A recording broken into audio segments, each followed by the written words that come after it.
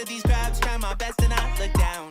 I've been diving head first, 110%, driving with a lead foot, already over the edge. I've been diving head first, 110%, driving with a lead foot, already over the edge. I've been diving head first, into the deep end, pedal to the metal. I've been looking for something, head first, 110%, driving with a lead foot. You know that I'm already over the edge. Didn't know what I didn't know, but I'm finding out that if you pick your moment, you get to go when the timing comes around. If you're ready or not, something's untying the knot. Soon enough you'll be caught up where nothing is familiar. Ain't no point of reference. Somehow that feels simpler than looking through these lenses. All that second guessing is expensive if you let it.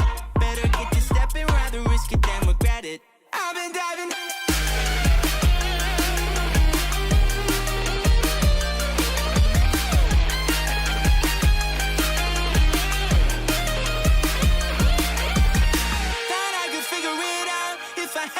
Time, thought I could find a way around it if I put my mind to it, but I still gotta choose it, I can't stall. Sometimes the only way through is a free fall. Sometimes the only way through is a free fall. Free fall. I've been diving head first, 110%, driving with a lead foot, already over the edge. I've been diving head first, 110%, driving already over the edge. I've been diving head first, 110%, driving with a lead foot, already over the edge. I've been diving head first, into the deep end, pedal to the metal. I've been looking for something, head first, 110%, driving with a lead foot. You know that I'm already over the edge. You know that I'm already over the edge.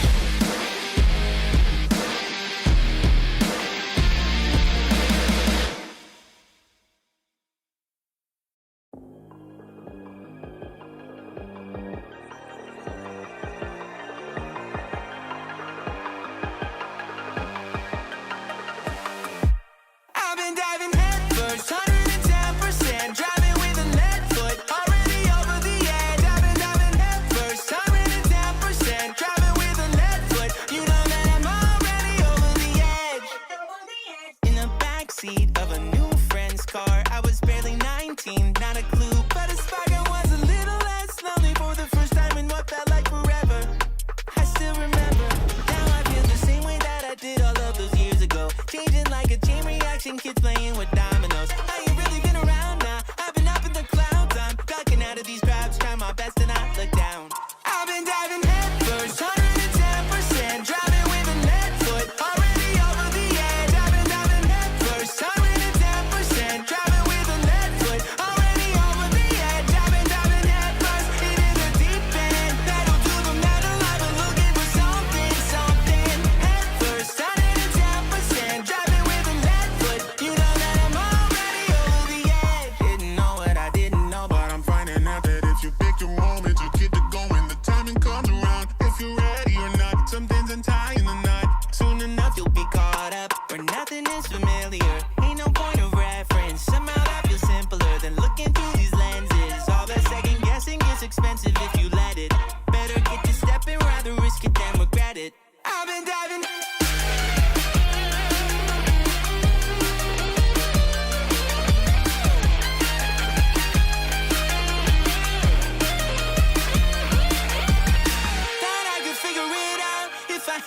Time, thought I could find a way around it if I put my mind to it, but I still gotta choose it, I can't stall. Sometimes the only way through is a free fall. Sometimes the only way through is a free fall. Free fall. I've been diving head first, 110%, driving with a lead foot, already over the edge. I've been diving head first, 110%, driving with a lead foot, already over the edge. I've been diving head first, 110%, driving with a lead foot, already over the edge. I've been diving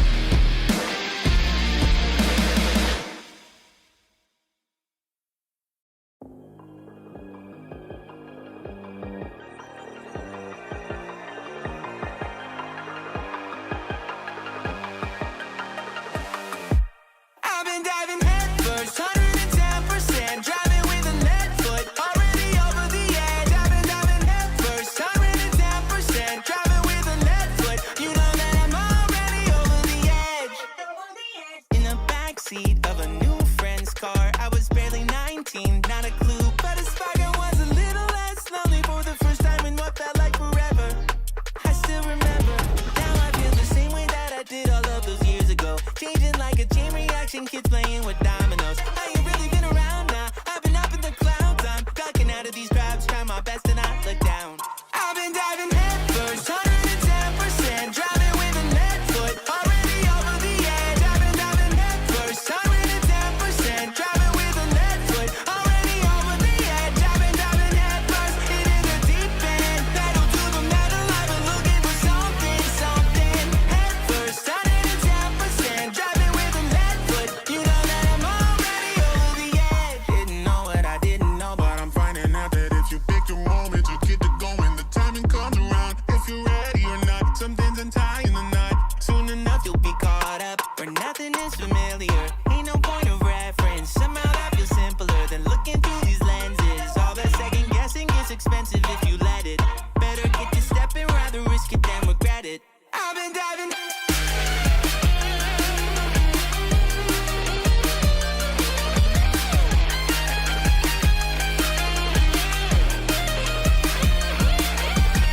Thought I could figure it out if I had enough time. Thought I could find a way around it if I put my mind to it. But I still gotta choose it, I can't stall. Sometimes the only way through is a free fall. Sometimes the only way through is a free fall. Free fall.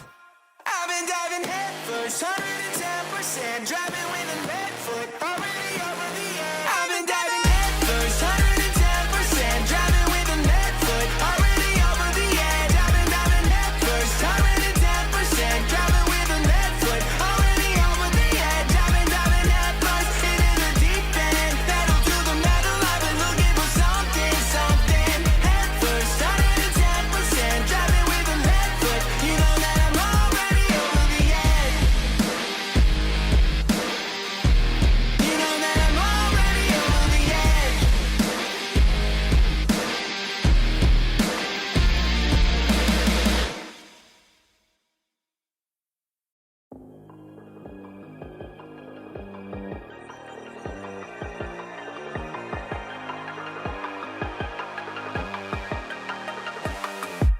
I've been diving head first, 110%, driving with a lead foot, already over the edge. I've been diving head first, 110%, driving with a lead foot. You know that. One.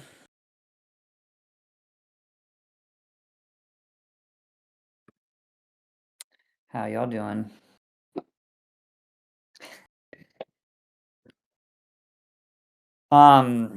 So Jason is not going to be here today. He had something else come up with school at the same time, so it's just gonna be little old me.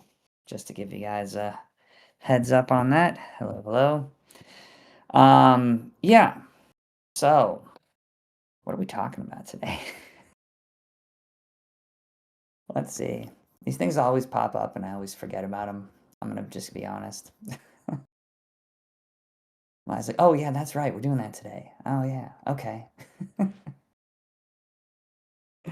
Yeah. So all celestial death. Well, we've talked about that. We've talked about that before.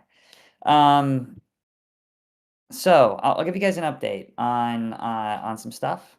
Obviously, you guys know the manga for chapter 1 is that campaign. The pre-order campaign is ending on May 29th, and if you haven't gotten, I'm assuming that everybody here has already made their decisions on the chapter 1 manga. But if you were thinking about getting the Gabriel cover or the Michael cover, you'd need to do that before May 29th. Yeah. And also to give you guys an update, I know that on the website it says that the book is 56 pages. That is incorrect. It's actually going to be, where's the final number? 72 pages. So, yay! 72 pages instead of 56. So the original, like, the script, yeah, it's gonna be 72 instead of 56. So that's fun. The original script was written as 56 pages, but so there's going to be, instead of 56 story pages, there's going to be 65 story pages. And then we're working on 7 other pages that I think will be really fun too. They'll be cool. I think you guys will like. Yeah, the original script was 56 pages, but we added more pages. So yeah, I didn't even know the final count until a couple days ago. So we just, we're just like working, getting pages. Like, oh, this is cool. Keep going. Oh yeah, you can break this into 2 pages. Yeah, that looks good. So yeah, I can show you guys a couple more. The final pages. Let's see. I can show you guys. I'll show you guys a final work in progress page. I find something cool. Um,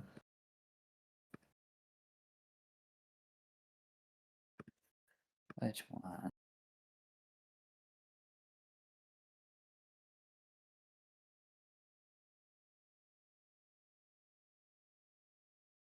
You guys are gonna know all these. These are all from the pilot episode.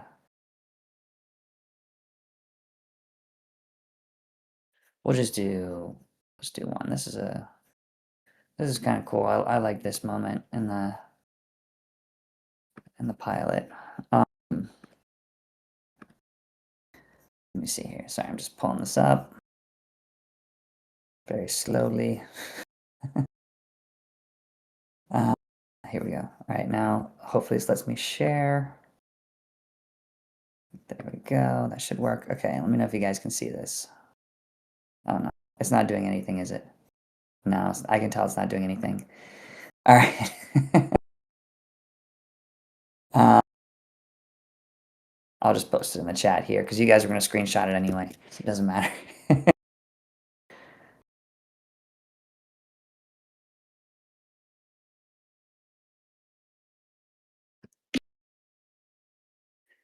So you guys will all know this moment, but I think the way that Mary handled this is pretty awesome. I really like what she's doing here.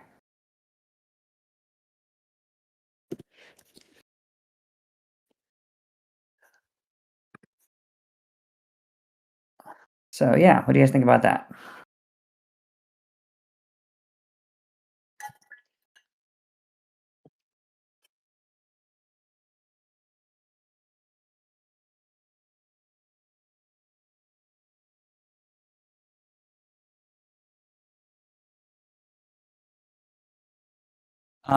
So yeah, so we've got this chapter is winding down, and we're getting ready to get this over to the printer and all that stuff so we can get it shipped out. And then, does the skeleton have a name? Unfortunate villager number 1. Yeah, Bob. It's Bob. That's good. Yeah. Because he seems pretty significant. Maybe we'll do the story of the skeleton with a gash over his through his face someday. Maybe we'll do that story. I don't really know what that story would be, I'm gonna be honest. Um, um, but yeah, so we're winding up chapter 1. Chapter 2 is already written, and we're starting to work on chapter 2 now. We've all agreed that we have to go much, much faster.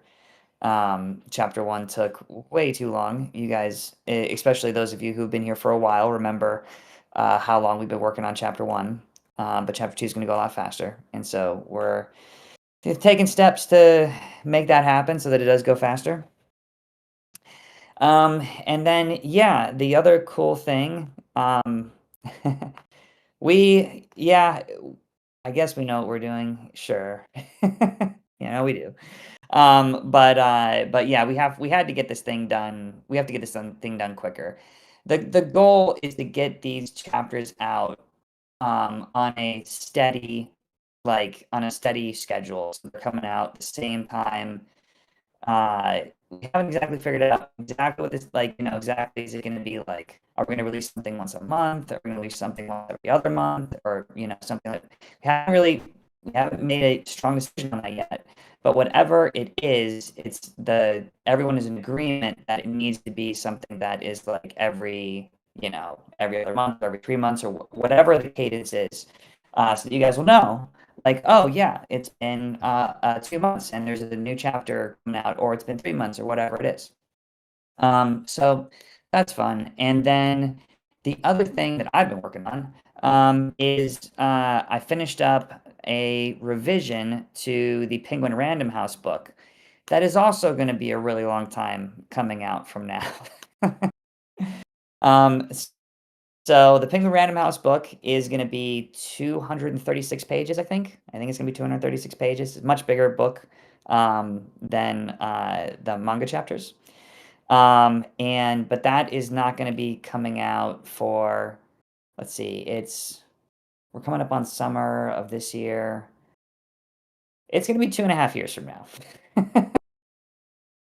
Yeah. Yeah, it's going to be 2.5 years from now. Yes, another book.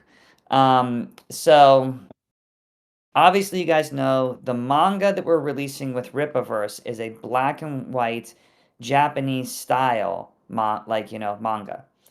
Um, the book with Penguin Random House is going to be a color American style graphic novel. And it's gonna look different. And it's gonna tell actually the biggest challenge for because I know you guys love hearing about these things. I don't really know if you do or not, but the biggest challenge that has been with all of these different things is that the just so you guys know, the Rippaverse book has scenes in it that are not going to be in the show or the Penguin book, and the Penguin book has scenes in it that are not going to be in the Rippaverse book or the show, and the show and the movie have scenes in them that will not be in either book. So, that was not just so you guys know, that wasn't done on purpose, actually. This was like, just the way that things went. But no, it really wasn't, so you gotta buy them all. It really the way that it happened was that, we had written the story for the show, and Rippaverse was like, "Hey, can we do, like, an expanded version of this story for the comic?" And I was like, "Yeah, sure, I'll write an expanded version." So I wrote an expanded version. And then when we made the deal with Penguin, they were like, "Oh, cool, so could we do an expanded version too?" I was like, "Yeah." And then they said, "Oh, cool, and can we focus on, more of the stuff that happened when Naka and Maya were kids?" And I was like, "Yeah. Yeah, we can write that. We can write more stuff there." Okay, so wait, so which, Gabriel and the Guardian is canon, the manga, the show, or the graphic novel? Man, that is a good question. I would say that they're all canon. I believe they're all canon. I wrote all of them, and I don't think any of them contradict each other in any kind of substantial ways. There are some things that got like skipped over or condensed in some of these versions, but it really is more like we've got some scenes in one book that are not in another book, but they don't really contradict with the other stories. So it's not going to be a manga from Penguin. It's going to be just like a just American style graphic novel, and that's not going to be on sale for probably 2 to 2.5 years. It is a extremely long process to make a book with them. It's way longer than Rippaverse even.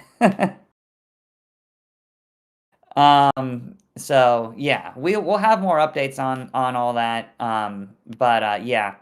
So it was actually, yeah, it's a really long process. And just so you guys know, there's going to be the 236 page book with Penguin is what we're working on right now with them. And then there's another book. We're going to make another book with Penguin as well. So we're going to do two books right now. And who knows? Maybe we do more with them. But right now it's for two 236 page books. So we'll see. We'll see what happens. It'd be fun to, just keep doing those with them as well. Um, Oh, yeah, I can understand take yeah, I mean, yeah, it's the biggest reason why it's gonna take so much time is we've been working on the manuscript since September of last year for the Penguin book, and I think that we're close to finalizing it. And then the artwork has to get made because it's a graphic novel, and that's 236 pages, and it's color. So that means that it's just that's a ton of artwork. That's like a crazy amount of artwork to make, right? Because we're talking, obviously you guys know the multiple images per page, 236 pages. It's going to be like 1,000 drawings or something. So it's a lot of stuff to make. And so yeah, and then the other thing too, just so you guys a little peek into the publishing world. Publishers like to get the books done 18 months in advance to it releasing because, well, man, are they gonna get it done 18 months in advance? I don't know. Anyway, they like to get it done a long time in advance so they can do marketing. It's a long time for marketing. Yeah, it is a lot of artwork. So, but anyway, yeah. So I mentioned the previous streams, but is there a way I can send my monthly $12 some angels to you guys? Love what you guys are doing. Man, yeah, thanks so much for saying that. Yeah, I know that there is a. I mean, I don't exactly know how Angel does all this stuff. But let me see if I can find. There is a if anybody does just want to send money to the project, there is a pay it forward option with Angel. So when you go to Angel Studios, uh, Gabriel and the Guardians. I'll try to find the link. Gabriel and the Guardians, pay it forward. There is a pay it forward option, um, and that will go to helping the show. Um,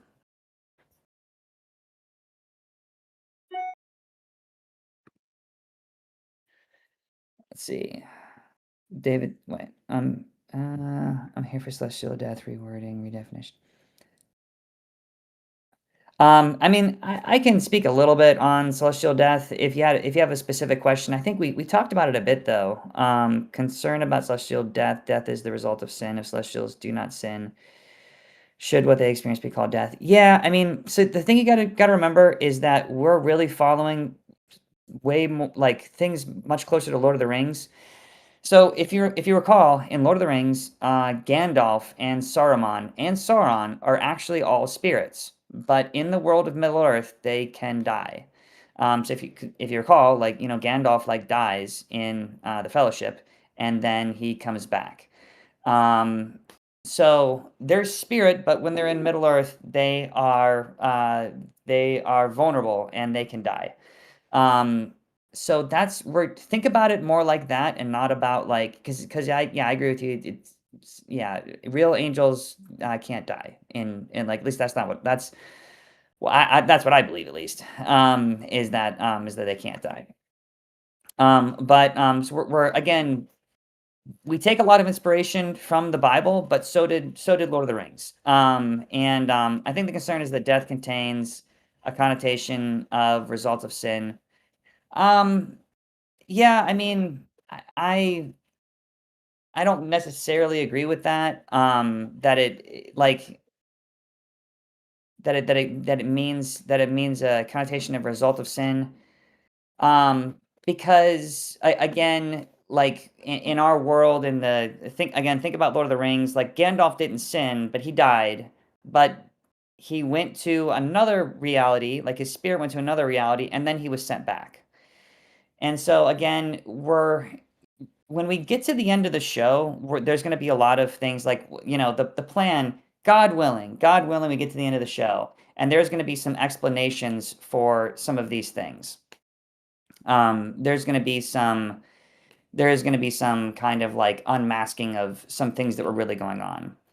Um, but I wouldn't get hung up on the words because you got to remember that we're like we're using these words in the show, in the world of the show, from characters that are um, eh, trying to make things explainable.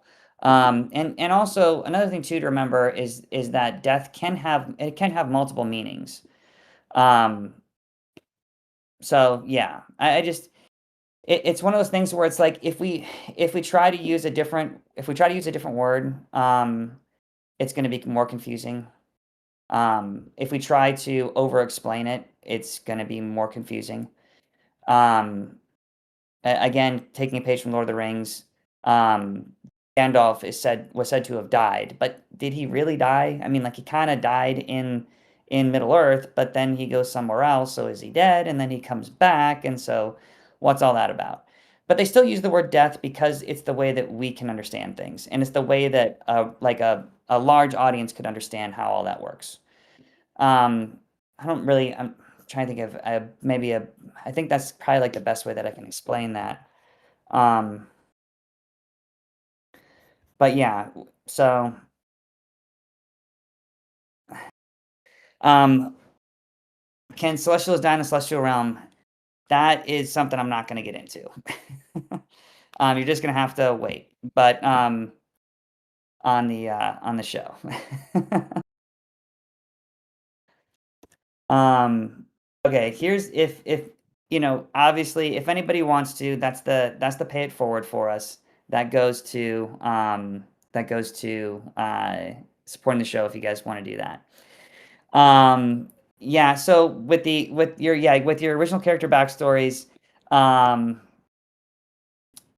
like I would take a page if you're trying to figure out your original backstories. When it comes to how we're handling the immortal characters, we're taking definitely taking a page from Lord of the Rings on this. So if you want to look at how that's handled, I would read Lord of the Rings or read the appendices, and I would see how Tolkien handled it because we're handling it in a similar way, not the exact same way, but in a similar way. But we are going to do some things that Tolkien didn't do, but I don't really want to get into those because those are definitely like spoilers for just kind of like I don't really want to get into that because it's very far in the future kind of stuff that's going to happen. But I will say it's very important to me not to as a Christian not to contradict scripture in a literal sense. Um, and again, that's why we're a fantasy show. So there's stuff that is uh obviously like just so you guys know, the show is not at all intended to be instructional. It's not at all intended to be teaching. It's a show meant to entertain. It's meant to be fun to watch. Hopefully hopefully people it gets you to think about things. It gets you to think about truth. It gets you to think about light and darkness and good and evil, and it gets you to think about what is true and what is and right and wrong, and it gets you to think about those things. But we're not. It's not intended to be instructional. That's not our point. Our point is to tell a good story. And I do agree everything teaches. But what I mean is that a lot of things are created specifically to teach. And then there's other things that are created that are not specifically created to teach. They're created to tell a story. Like, hey, we're gonna tell a story, and we're not trying to tell you this is how things work in real life. It's more again, it's a fairy tale. So like fairy tales are not intended to teach you about the way that every part of the real world works. What they're really intended to do is to teach you, I guess not teach you, but they're what they do teach you about are higher level concepts of good and evil, right and wrong, the consequences of our choices, parables. Yeah, it's exactly. So think about the parables of Jesus. And that was actually one of the original inspirations for the show. Um, were the parables because if you look at the parables, some of them are super weird and they don't actually like where there are a bunch of women with candles, like, no, that was just a metaphor. Like, I don't think that there's actually, that kind of thing. Um, right. Yeah, we're not trying, and let me be clear. We are not at all trying to say like, "Hey, you can watch our show and learn about the Bible." No, no, no, no, no, no, no. We're not doing that at all. What we're just trying to do is to be truthful to the the kind of the bigger ideas, the virtues, and yeah, the truth in Scripture. So yeah, yeah. Again, like when you guys, I think that when you watch the movie, so many of these questions are going to be answered. I think that when you watch the movie, a lot of these questions are going to be answered about things, about how we're doing things, about how we're, um, you know, uh, treating things. But I've done a lot of, yeah, and there are, yeah. When are we getting the movie? We don't have a specific release date yet. So yeah, we can talk about the movie. Right now, we're working on finalizing the script for the feature film. We've had it through a ton of revisions, and we've had a lot of people beta reading it. I'm waiting on a few more beta readers from a few different sources, and one in particular that is coming from Angel Studios. And once we get those notes, we're gonna finalize the scripts, and then we're gonna start working on the storyboards and the animatic. Um, we don't.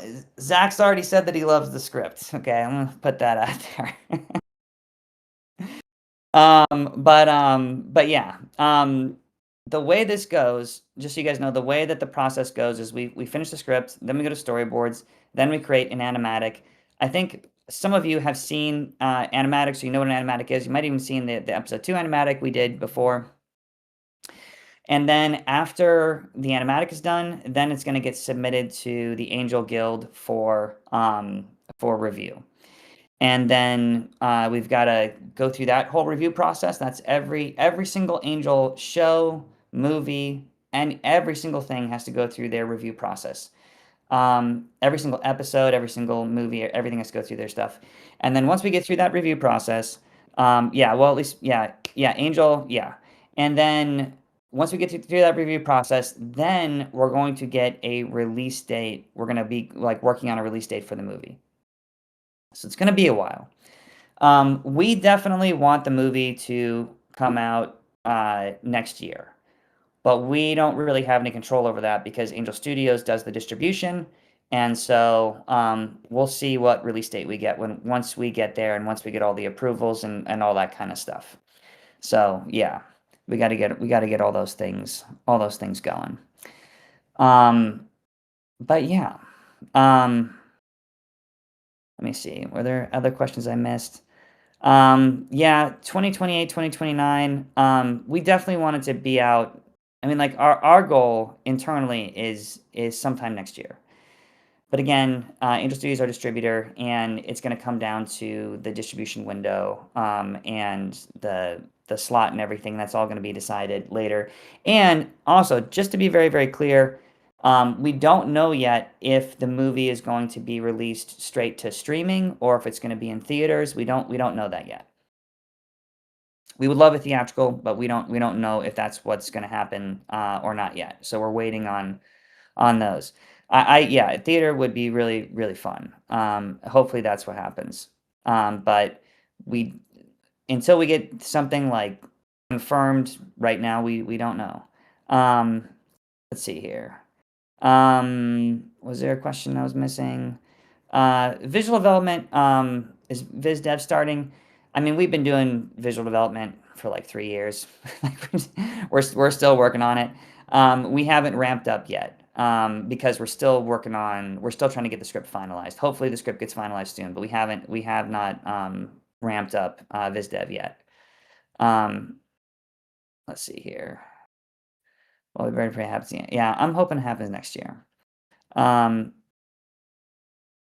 let's see here. Just from episode 1 drop announcement. Yeah. What if Angel doesn't What if Angel doesn't what? Sure, that was a I'm just going back through the questions. Will you and or Jason be at any conventions coming up? Like to meet you both. Met Johnny. Um, we don't have any conventions planned right now that I'm aware of, but in general, we are working on a plan to go to conventions, but we haven't finalized that yet. So I right now nothing's on the calendar, but we are we are planning on planning conventions, but we haven't actually got there yet. um, let's see here. What if Angel? I'm assuming that the question was. I'm assuming the question was, what if Angel? Like, what if Angel just leaves it on the shelf? Angel won't leave it on the shelf. Don't worry. That's definitely not going to happen. Um, when we actually get to the point of the movie going to the Angel Guild, for any of you that are Angel Guild members, we're definitely going to need you guys to go into the guild and vote for it. But I'm really not concerned about passing the guild. I'm just not I'm not concerned about that. I think we passed it before, and I think we'll pass it again. Um, and and we also I've also had the script out with a group of Angel Guild members, and so far they're loving the script. And that was to basically see how would the Angel Guild people, how would they actually take the script. And so far they're loving it, and really really like it. So I mean, so that's really good. I think we're gonna be fine with the Angel Guild. I wouldn't worry about that. Um, Let me see here. Let's see. I'm going back through looking for questions. Question here. Will you, Jason? Yeah, yeah. So I talked about the conventions. Yeah, we don't have anything planned right now, but we are hoping to start planning some kind of convention appearances. Let me see here. Um, will you guys be keeping the same music producers from the first episode, please? Yeah, we'd like to. Yeah, Brian did the music on episode one, so we're not there yet to talk about music. But when we do get there, we definitely plan on talking to Brian again. So yeah. Um, let's see. I think the message is really good. I mean, we tried to make the message good. I think it's gonna go through the guild okay. I'm not concerned about Angel canceling it. They like it. Um, and if they were gonna cancel, they would have done it by now. It's been a while. Um, yes, I we will definitely let you guys know when it's up in the guild for voting. It's not gonna be weeks. It's gonna be months because doing storyboards and animatic for a feature film is a lot. It's a ton. I mean, it's a ton. Thousands of drawings, but really the biggest thing with doing the getting the animatic is we got to get it all storyboarded out, and then we have to direct it, and we've got to get it cut, and we've got to get it all edited to time. We've got to get all the temp music in there, temp sound effects, all that stuff. It's a lot of work, and it has to be really, really amazing. It can't, it has to be really, really amazing because the animatic is the movie just in rough storyboard form. So it has to be awesome. I'm so sad. I was at MegaCon, but only the first day. I met Johnny. Yeah, yeah. I'm sorry. Yeah, we were only there on Saturday for the panel. Um,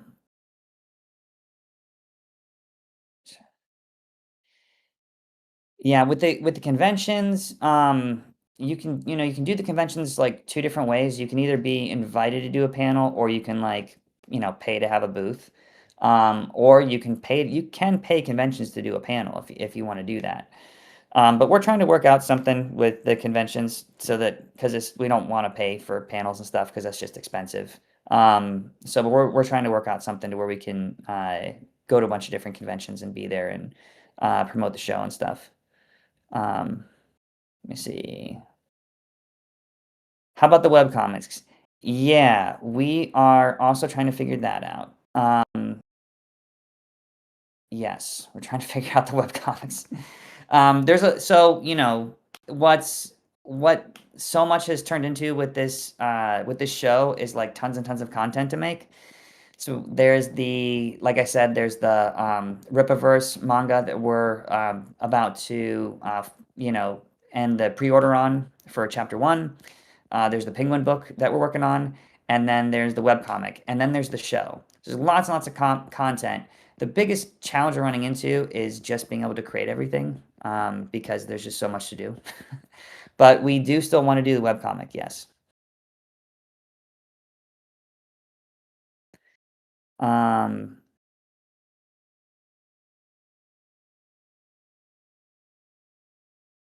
yeah, I mean, as far as reaching out to local conventions, I would wait until we give the green light because we're not gonna so the other thing too is that we're not gonna be able to go to every convention, like, we're gonna have to carefully kinda plan out what conventions we go to according to the schedule, the production, and stuff like that.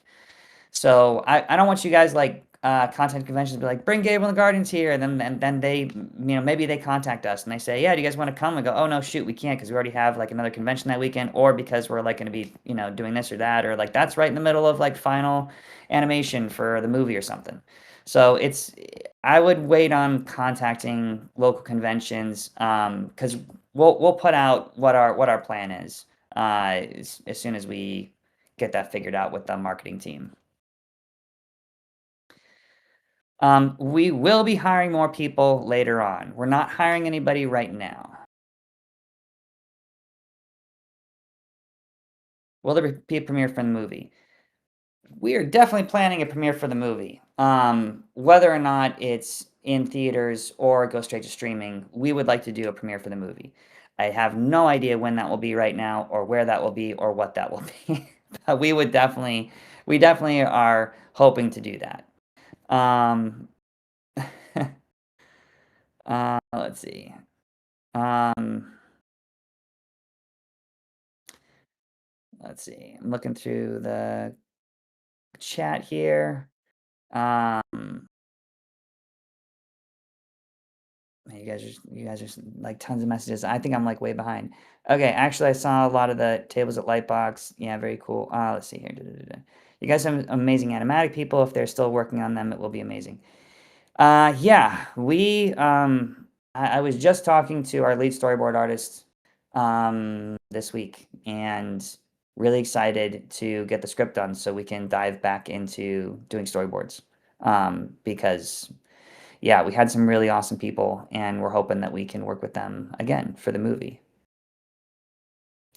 Who are the biggest inspirations when it comes to writing? Man, um,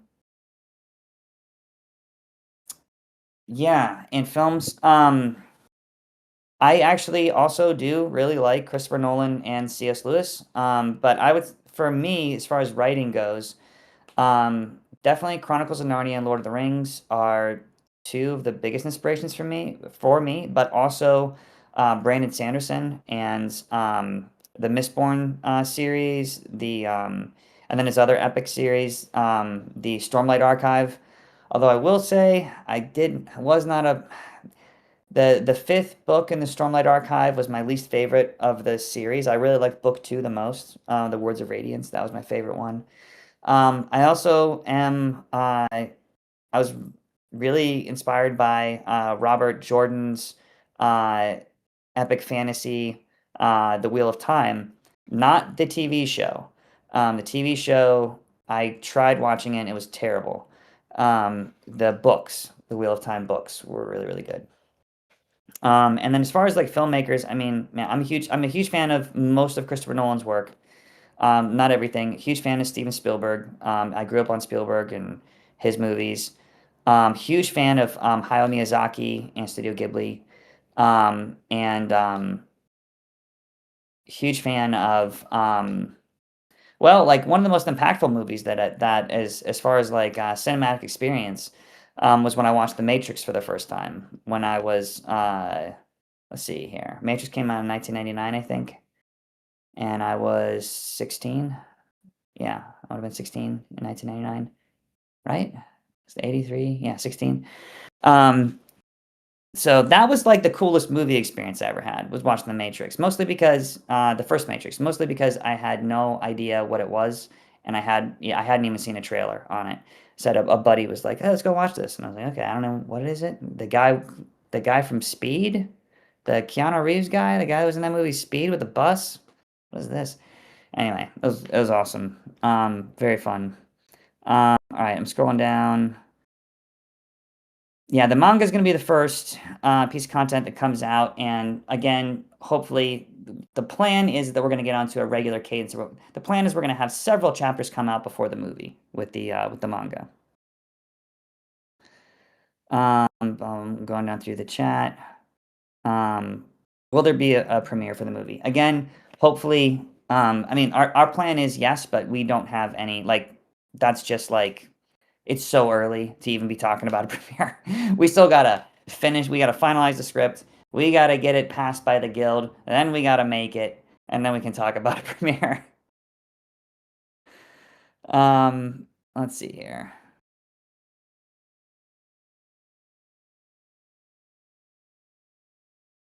So we are planning on all of our original voice actors coming back, and from the pilot, and then also Zachary Levi is going to be joining the cast, and there might be some more additions to the cast, but we'll see. Um, let's see here. Okay, I'm finally at the bottom of the chat. Can we get a Build a Bear Zion plushie? We have, man, the Zion plushie. This has been like, just so you guys know, we were actually back in December of 2024. We were like an inch away from doing a plushie deal with a toy manufacturer, and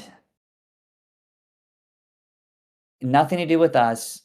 They just like decided they just I don't I can't I'm trying to remember what happened, but something happened and they just were like, actually, we're not going to do this. And I was like, oh, okay. But I'm trying to remember what it was. Had nothing to do with us. It was like they were going to do this line of they were going to do this line of plushies with multiple different content creators, and we were like one of them. And I think if I'm remembering correctly, they decided there was like maybe 5 or 6 other creators from like different stuff that we weren't affiliated with, and they were going to do plushies, and they were going to do like a bunch of different plushies, and they just canceled all of them. They were like, actually, we're not going to do this thing. So we have been trying to get a Zion plushie for like the past 2 years, but it's hard. It's hard to do it. Um, so we've been talking to Ripaverse about doing a Zion plushie, and I think that that's probably going to be our best and fastest route to getting a Zion plushie. But what it's going to mean to actually get the Zion plushie is that we're probably going to have to do some kind of like, um, it's probably going to be like, I'm just guessing right now, guys. So like, don't take anything as like like set in stone. It's not set in stone. But what I've heard that we're going to need to do is some kind of like campaign where we do like a pre-order campaign where people put like to show that they're actually going to buy it, they put like $5 down or something like that, and like do like a reservation, because the problem with a plushie is that you have to make a lot of them for it to be economical, to where they're not just crazy expensive for each one. And so in order to make a lot of them, we also need to make sure that there's going to be a lot of people to buy them. And so if we, put up a pre-order thing and not enough people buy them, it just becomes this thing where they're too expensive, and we'd have to charge like too much money to sell them, because you have to have like so much volume and quantity and stuff like that to make them. So it's a whole thing. But one of the reasons why it hasn't happened yet is because of that. Is because making sure that when we do make a Zion plushie, that enough people are going to buy it, so that it's so that we don't have to, so like we can actually charge reasonable prices. Because everything is by scale. Like the more that we make, the cheaper they become per unit, the cheaper we can sell them. The less we make, the more expensive they are. And more expensive per unit. So does that make sense? Yeah.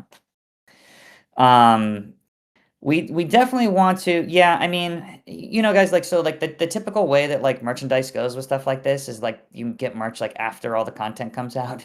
Like, so, usually it would be, like, the movie comes out, and then, like, the next week or something, like, the Zion plushie comes out or something like that.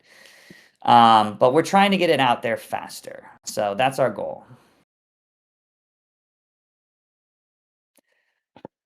Let's see here. Do you guys have, yeah, so I mean, I'm hoping that we at least have it figured out for the movie. But we are trying to get it done before that. Like I said, it's probably going to be a thing we'll probably post when we're ready with Rippaverse. We'll probably post in Discord somewhere. We'll probably like post in Discord, "Hey guys, there's a campaign for the Zion plushie, and if we get 100 pre-orders or something like that, then we can do it. We can get them made. It's gonna be something like that. Probably. Again, this is not set in stone. We've just these are ideas we've talked about. So you'll when we are able to do this, you guys will it'll be in the Discord. You guys will see. Let's see here. David, what's your go-to inspiration movie for Gabriel and the Guardians? Uh,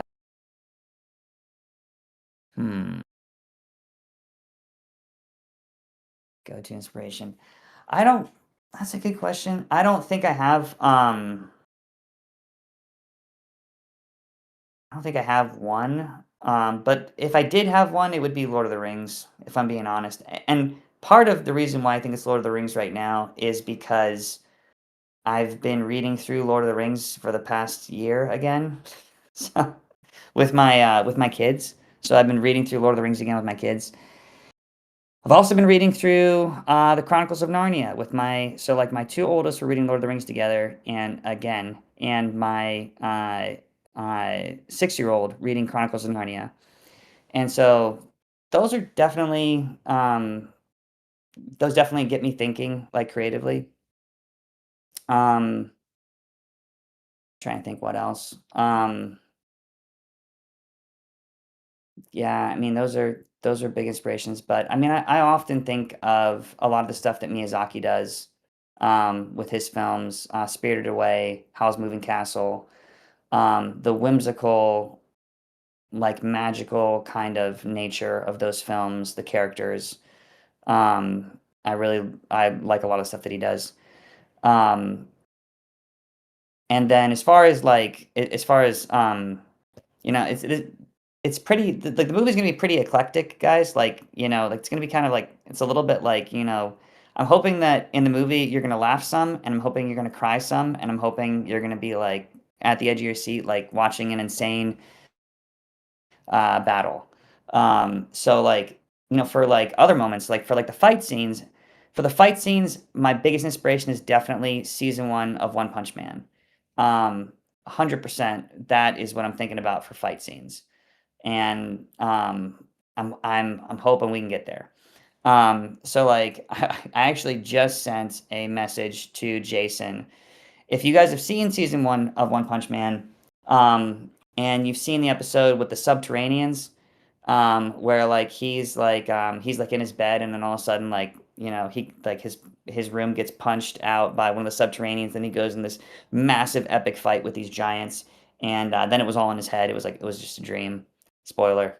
But as far as visually how they do that fight, I love that so much. And the fight at the end with Boros, at the end of season one of One Punch Man, I love a lot of the things that they're doing there visually, and the choreography and stuff like that is super cool.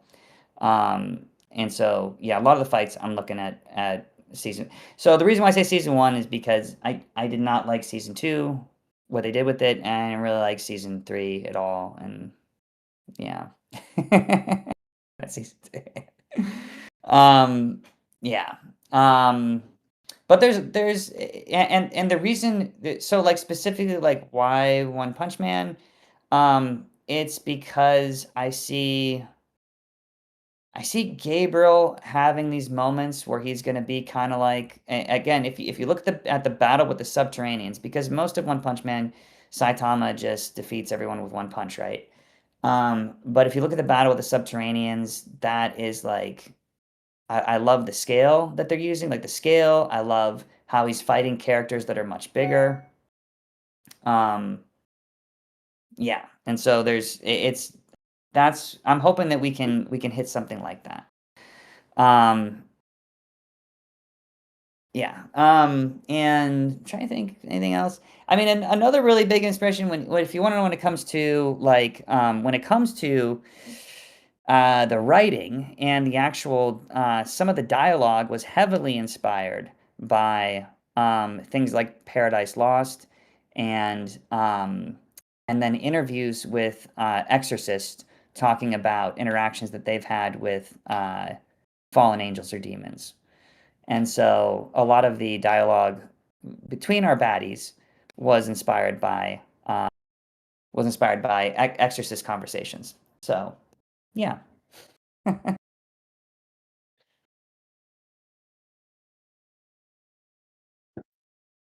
So anyway, oh gosh, it's already 3:50. I gotta run, guys. But yeah, you know, you when we get to the movie, like you'll see, and hopefully you guys like it, and then it feels hopefully it feels good, and yeah, we're making this for you guys, and hopefully it's hopefully you guys enjoy it, and we're trying to do our best. So, and we're definitely gonna do some kind of animatic there'll be some kind of animatic watch party or something once we get, like, past the guild, we'll do something like that, I think, if people want. It'll probably be limited, but we'll see. I don't know. We'll figure it out. We wanna do something with you guys before the movie comes out, so but it's gonna be that again, it's gonna be a while because that's gonna be, like, after the guild.